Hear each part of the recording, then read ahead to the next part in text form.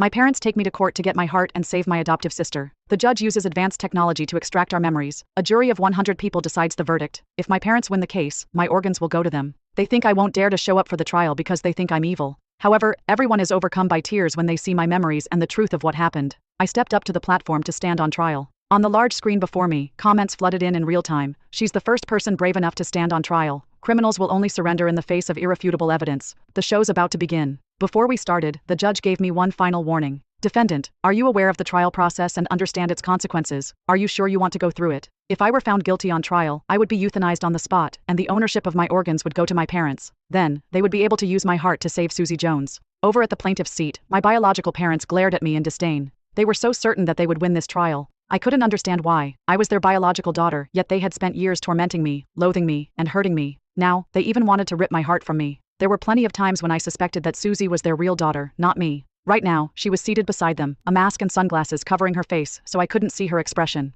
I closed my eyes and took a deep breath, then looked at the judge with determination. Let us begin. The judge turned to the plaintiff's bar. Plaintiffs, are you aware that the trial... Before he could finish, Mom interrupted shrilly. We are her parents. How could we possibly lose this case? Just hurry up and get this over with. Susie doesn't have time to waste. And so the trial started. The first charge was brought against the defendant: refusal to fulfill her familial obligations, neglecting her bedridden father, and selfishly indulging in a decadent lifestyle. On the screen, my mother wiped tears from her eyes as she described the details of the charge. Our family was not well off. My father worked tirelessly to put me through school and college, yet when he fell gravely ill, I refused to see him, using the excuse that I was busy with school. I failed to send money for his medical expenses, which caused him to sustain a permanent disability in his left leg. OMG, how cruel. Such an ungrateful brat. What a waste of education. The comments were brutal. The screen showed how my mother kept calling me, even bringing my disabled father to college to look for me, all to no avail. Even the judge frowned at that. On the plaintiff's side, my parents looked smug. I saw Susie lifting her chin slightly. I sat quietly on the defendant's chair as the staff swiftly attached the memory extraction device to my head.